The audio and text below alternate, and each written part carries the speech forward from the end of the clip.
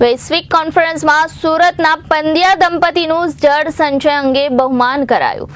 પદ્ધતિનો અભ્યાસ કરી રહ્યા છે અને મનાલિકા પંડ્યાને એવોર્ડ કેન્દ્રીય રાજ્યમંત્રી ચૌધરી દ્વારા આપવામાં આવ્યો છે.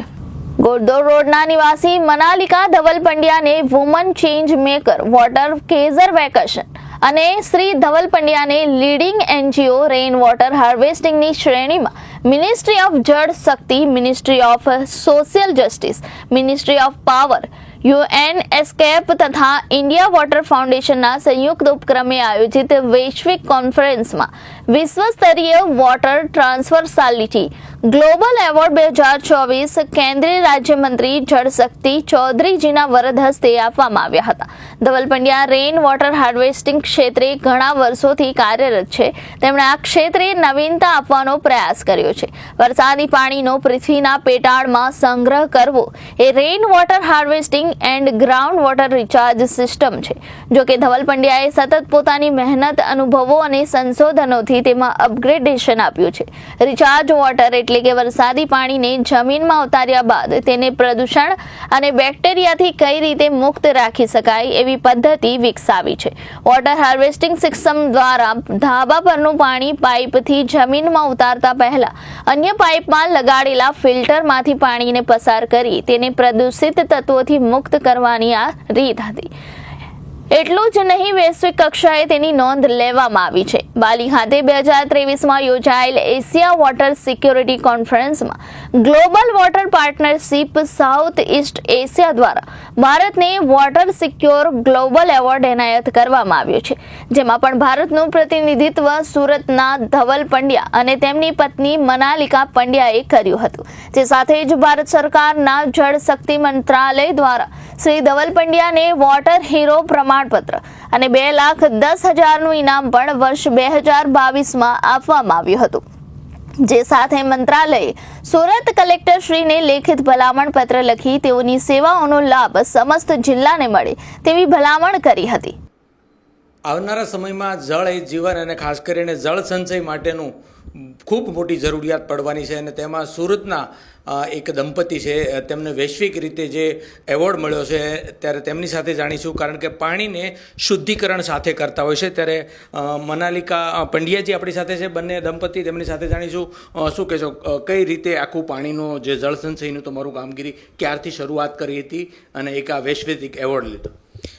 અમે છેલ્લા 12 વર્ષથી આના ઉપર કામ કરી રહ્યા છીએ, જ્યાં આગળ આપણે રેઇન વોટર હાર્વેસ્ટિંગ અને ગ્રાઉન્ડ વોટર રિચાર્જ, કે આપણે વરસાદી પાણીને કેવી રીતે શુદ્ધ કરીને જમીનના તળોમાં લઈ જઈ શકીએ અને એનો પાણીનો ઉપયોગ આપણે આવતી આપણી જે જનરેશન છે કે જેના માટે એ લોકો યુઝ કરી શકે ને આપણા જે તળ છે જે નીચે જતા રહ્યા છે કે જે સારા એવા ઉપર આવે. અને એ પાણી પણ અમારી સંસ્થા જે છે કે જે એના ઉપર વૈજ્ઞાનિક પદ્ધતિઓથી કામ કરી રહી છે, કે જેના ઉપર અમે લોકો ઘણા બધા રિસર્ચ પેપર્સ લખ્યા હતા, કે જ્યાં આગળ ઘણા બધા વૈજ્ઞાનિકો એના ઉપરના બધા તર્કો કર્યા બાદ એને ફાઇનલાઇઝ કર્યા પછી આ સિસ્ટમને એડોપ્ટ કર્યા અને પછી એના ઉપર અમે લોકો કામ કર્યું છે. આ એક એવોર્ડ મળ્યો, દિલ્હીમાં આખું સન્માન થયું, બહુમાન થયું, કેવું ફીલ થાય છે? અને સુરત જિલ્લાની જો વાત કરીએ તો ત્યાં આપણો પ્રોજેક્ટ દ્વારા કઈ રીતે પાણી શુદ્ધિકરણ કરાય? ઓકે, એક બહુ પ્રાઉડ ફીલ થાય છે, કારણ કે અત્યાર સુધીમાં સાથે કહીએ તો એક કપલને આવી રીતના કોઈ જ એવોર્ડ નથી મળ્યા અને કન્ટિન્યુઅસલી અમારા લોકોનો આ છેલ્લા 4 વર્ષમાં ચોથો એવોર્ડ છે, કે જ્યાં આગળ મારા હસબન્ડની જે લાસ્ટ 12 વર્ષની જે મહેનત છે કે જે અત્યારે એનો રંગ અમને દેખાઈ રહ્યો છે.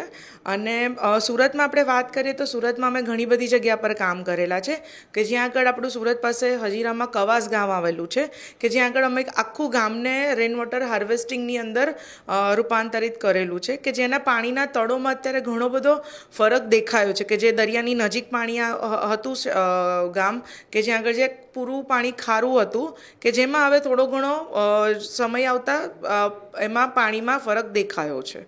બિલકુલ, આપણે તેમના પતિ સાથે પણ વાત કરીશું. પંડ્યાજી, શું કહે છો, જે રીતનું આખું જે વાતાવરણ છે અને ખાસ કરીને હવે પાણીનું કેટલું મહત્ત્વ છે અને એનામાં તમે શુદ્ધિકરણનો પ્રોજેક્ટ લઈ આવ્યા છો? જી, હવે આપણે દેશના સ્કેલ પર વાત કરીએ તો ભારત દેશ વિશ્વમાં સૌથી વધારે ભૂગર્ભ જળનું દોહન કરનારો દેશ છે, બરાબર છે. અને આપણને ત્યાં પાણીના ભૂગર્ભ જળના તળો ઘટતા જાય છે. તો સૌથી પહેલી પ્રાયોરિટી આ જ હોવી જોઈએ કે એ ભૂગર્ભ જળને પાછું ભરવામાં આવે, પણ ભરવામાં આવે એ જરૂરી છે. એની સાથે જરૂરી છે કે વ્યવસ્થિત ક્વોલિટીનું પાણી ઉતારવામાં આવે, કારણ કે જેમ આપણો દેશમાંથી પાણી ખેતી માટે હોય કે પીવા માટે હોય, ગામડાઓમાં પાણી આ બોરમાંથી જ કાઢવામાં આવતું હોય છે. હવે ખરાબ ક્વોલિટીનું પાણી જો આપણે ઉતારીએ, યુરિયા, ડીએપી, જંતુનાશક કે શહેરી વિસ્તારમાં વાત કરીએ તો બેક્ટેરિયા અને અન્ય કેમિકલોવાળું પાણી ઉતરે તો એ નીચે ભૂગર્ભ જળમાં આપણી પાસે જે સારું પાણીનું સ્તર છે, જેને વોટર ટેબલ કહેવાય, એ ખરાબ થાય અને એનાથી રાષ્ટ્રીય સ્તરનો રોગચાળો ફેલાવાની સંભાવનાઓ નકારી નથી શકાતી. તો આવામાં જે ફિલ્ટરેશન પ્રોસેસ છે એ બહુ ઇમ્પોર્ટન્ટ બની જાય છે. અને અમે જે કામ કરી રહ્યા છીએ અત્યારે એક પ્રોપર ફિલ્ટરેશન પ્રોસેસ અપનાવીને આ કામ કર્યું છે.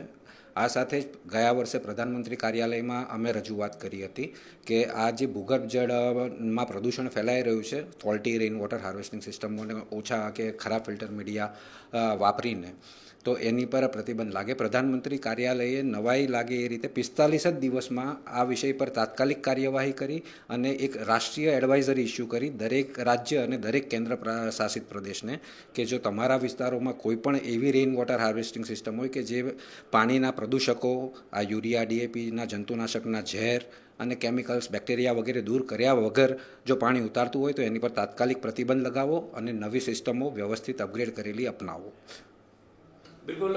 તમે શું કહેશો? સાથોસાથ જોવા જઈએ તો કઈ રીતની આખું ટીમ વર્કથી કામ થતું હોય છે, અથવા તો લોકોમાં ક્યાંક ને ક્યાંક જે હજી અવેરનેસ, જાગૃતતા નથી અને જેના કારણે આવનારા સમયમાં અગર આ તમારી સિસ્ટમને ફોલો નહીં કરીએ તો ખૂબ મોટું પર્યાવરણને પણ નુકસાન થઈ શકે છે. લોકોને એક અપીલ દ્વારા શું કહેશો?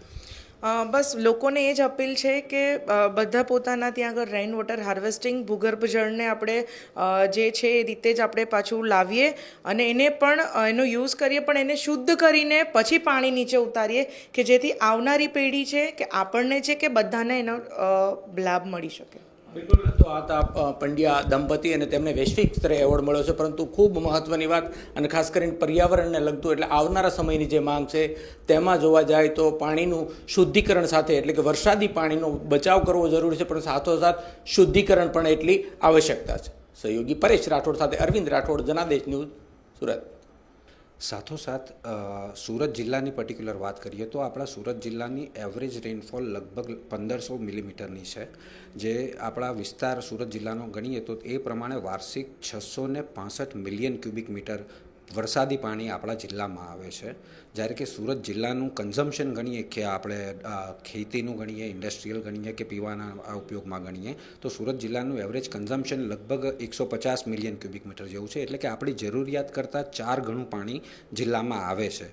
જો આ પાણીને આપણે વ્યવસ્થિત રીતે રેઇન વોટર મેનેજમેન્ટથી ટેપ કરીએ અને એનો સદુપયોગ કરીએ તો ગામોને જળ આત્મનિર્ભર બનાવી શકાય છે. દરેક ગામ પોતાનું પાણી જાતે જ મેનેજ કરી લેશે અને સાથે સાથે તાપી નદીને આપણે 2 કાંઠે 12 માસ વહેતી રાખવામાં સફળ રહીશું અને સાથે જ વીજળી જનરેશન ઉકાઈ અને કાકરાપાર પ્લાન્ટમાંથી આપણે વધારી શકશું, કારણ કે સિંચાઈ માટે જે પાણી રોકી રાખવું પડતું હતું એ જ પાણી હવે ભૂગર્ભ પૂરું પાડી શકે છે, કારણ કે જિલ્લા પાસે જરૂર કરતાં 4 ગણું પાણી આવે છે જેને ભૂગર્ભમાં સેવ કરવાની કેપેસિટી પણ આપણી પાસે. Reporter Arvind Rathod, Janadesh news, Surat.